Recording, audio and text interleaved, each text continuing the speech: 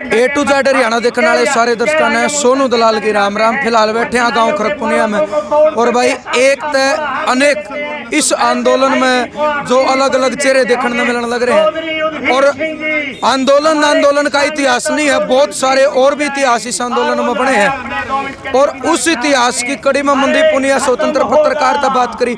अब अपने साथ बैठे हैं हरियाणा शिक्षा निदेशालय के चीफ कोऑर्डिनेटर जिनको निलंबित कराया गया इस आंदोलन में, और डॉक्टर अजय बलारा अपने साथ बैठे हैं। किसानों की आवाज उठाई तो उन्हें अपनी नौकरी गंवानी पड़ी, ये भी पूरे हिंदुस्तान में दुनिया में चर्चित है। तो डॉक्टर साहब से मिलने का मौका मिला आज, तो इनसे भी वो बात करेंगे। डॉक्टर साहब सबसे पहले अपना राम राम। राम राम सभी दर्शकों को राम राम।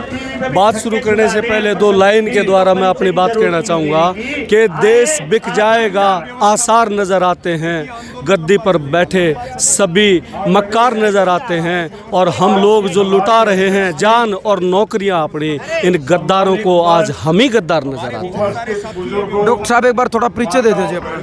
मेरा नाम डॉक्टर अजय बलारा है और मैं हरियाणा शिक्षा निदेशालय के अंदर बतौर चीफ कोऑर्डिनेटर काम कर रहा था। और मेरा काम था आईएएस से लेकर चपरासी तक सभी जो जितने कर्मचारी हैं उनकी ट्रेनिंग कराना, जिसकी देखरेख राज्य स्तर पे करना। मैं छुट्टी लेके आया था 19 तारीख को यहाँ पे, क्योंकि मैं खुद एक किसान का बच्चा हूँ। आज भी हम अपने खेतों का उगाया अन्न खाते हैं, तो ये दिल में था कि हम अपने आंदोलन में नहीं जा पा रहे, वहाँ की बात नहीं रख पा रहे। और सबसे बड़ी बात ये थी कि हमारे बाप दादा तो अनपढ़ थे, वो ना तो इन किसान के बिलों को पढ़ सकते और ना अपनी बात ढंग से रख सकते। तो उनकी जो पीढ़ी अब नौकरियों में आगे जो उन्हें अपने खून पसीना एक करके पढ़ाई, ये हमारा फर्ज बनता है कि हम अपनी खेती, अपनी किसानी, अपने कौमी धंधे को बचाने के लिए हम आवाज़ बुलंद करें। संविधान हमें अधिकार देता है कि हम अपनी बात को रख सकते हैं, यही लोकतंत्र की शक्ति होती है। साहब एक बात आप बीच में रोकूंगा, मैं एक चीज पूछूंगा।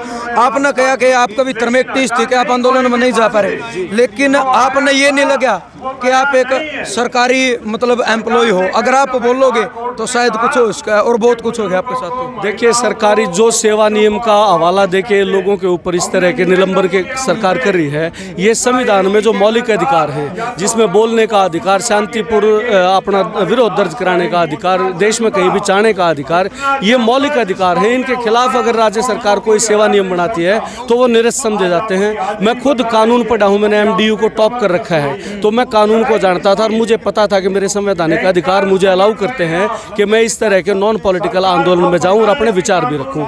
तो सरकार ने निहायत ही निरंकुशता का वो देते हुए और कर्मचारियों पे ये किया है। सबसे पहला मुझे निलंबित किया, उसके बाद एक और साथी जो मेरे साथ मंच पे दिखाई दिए, 3 दिन पहले उनको, राजेश दलाल को निलंबित किया। सीढ़ी से थे जो एक रागनी गाई थी। जी, उस दिन रागनी गाई, जिस दिन निलंबन आया उससे पहले दिन मैंने भी उनके साथ रागनी गाई थी। मैंने उनको कहा था कि भाई सरकार ने मेरे ऊपर राडार लगा रखा है, मेरे साथ मत आओ, और यही हुआ अगले दिन। 2 साथी और मैं आपके इस चैनल के माध्यम से सभी कर्मचारी साथियों को विशेषकर ये संदेश देना चाहता हूँ कि ये पूरा, मैंने सुप्रीम कोर्ट तक के वकीलों ने मेरे को संपर्क किया कि आप जो है एक वकालतनामा साइन कर दें, हम इसको तुरंत निलंबन को वापस कराएंगे। लेकिन मैंने एक ही चीज़ कही है कि सरकार ने ये जो किया है इसको मैं अवार्ड की तरह लेता हूँ कि मेरे को जनता के सामने सिद्ध किया कि ये अपने भाईचारे के साथ खड़ा है, और हम जो है ना हाथ जोड़ेंगे और ना ही किसी तरह का आवेदन करेंगे कि हमारा निलंबन वापस हो। सरकार को खुद शर्म आएगी। सरकार जब ये हम आंदोलन जीत लेंगे तो इस तरह के जितने अत्याचार करे हैं सरकार को अपने आप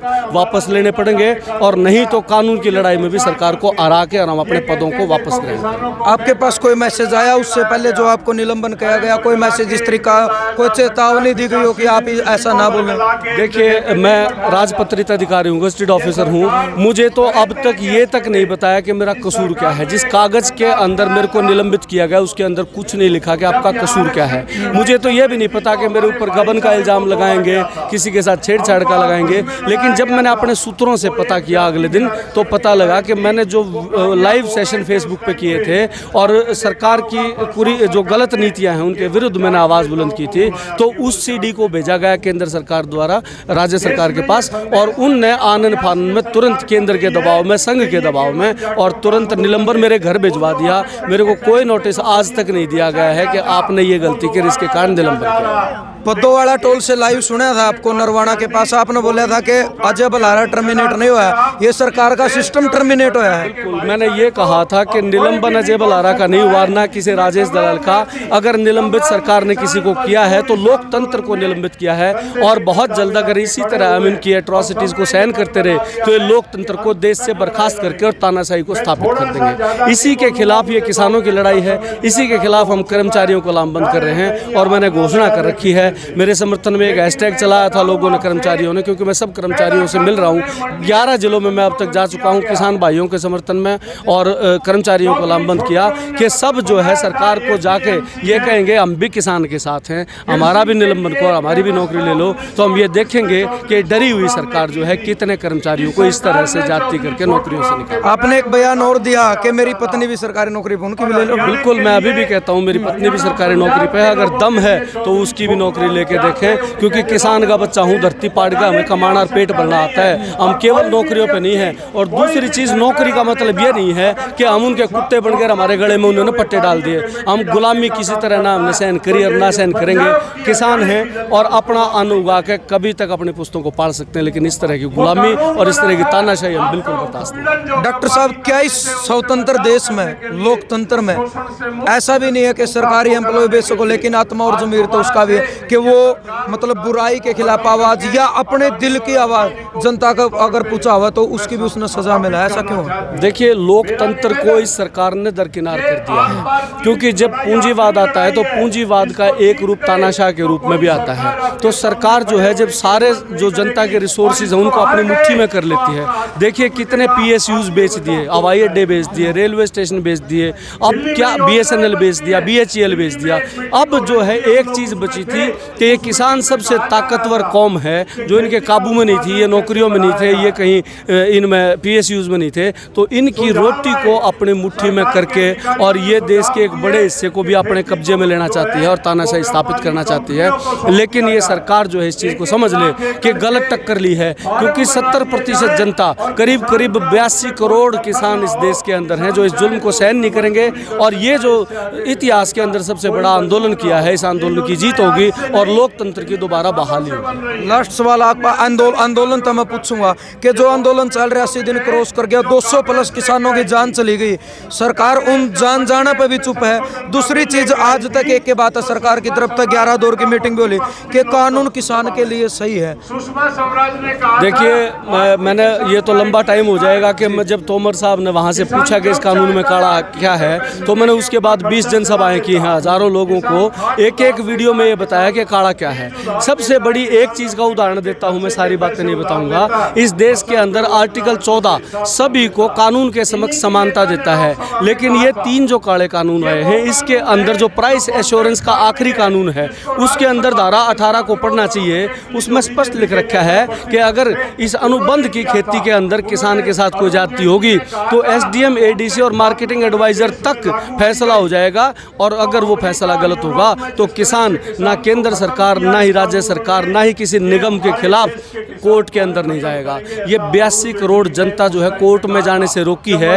ये आप समझना चाहते हैं कि क्या इससे अलग कोई काला अध्याय भी इस लोकतंत्र के अंदर आना बाकी है? तोमर साहब से मैं आपके चैनल के माध्यम से पूछना चाहता हूं कि जब 82 करोड़ आदमी किसान और 37 करोड़ सरकारी कर्मचारियों की जीभ में गांठ लगा देंगे और वो कानून के पास नहीं जा सकते, अपनी बात नहीं रख सकते, तो फिर तो बचेंगे केवल बूढ़े और छोटे छोटे शिशु। तो इसका मतलब पूरे देश को ही आपने अपने गिरफ्त में ले लिया, कोई बोले नहीं। और ये चाहते हैं कि आगे ना ही ये लोकतंत्र बचे, ना ही इलेक्शन कराने की जरूरत हो। इस तरह की तैयारी है, लेकिन ये तैयारी विफल होगी। आप देख रहे हैं कि हुजूम जो हर जगह रोज की रोज उमड़ रहा है, ये संदेश दे रहा है कि इस देश के अंदर लोकतंत्र था, लोकतंत्र है और लोकतंत्र रहेगा।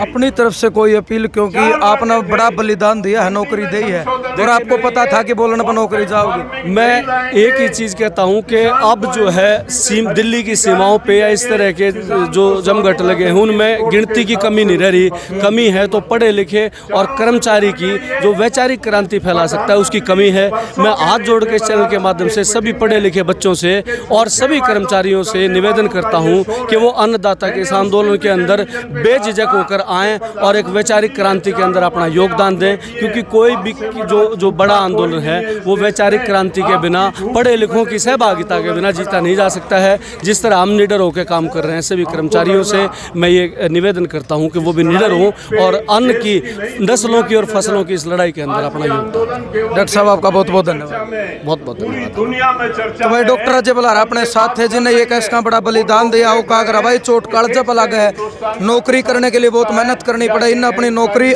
दांव पर लगाई और वो नौकरी चली गई। उसके बाद भी इन्हें कहा कि भाई मेरी घरवाली भी नौकरी पकड़, आप चाहो आप में हिम्मत है तो उनकी भी नौकरी ले लो। यह बात बोलना बहुत छोटी लेकिन बात बहुत बड़ी गई। इन बातों में आपका मानना कि एक सभ्य कमेंट के जरिए अपनी सोच विचार जरूर दियो। डॉक्टर साहब ने जो बात कही उन पर आपकी राय के जरूर दियो। अच्छी लगी हो तो यह वीडियो आप शेयर भी कर दियो। जय जवान जय किसान।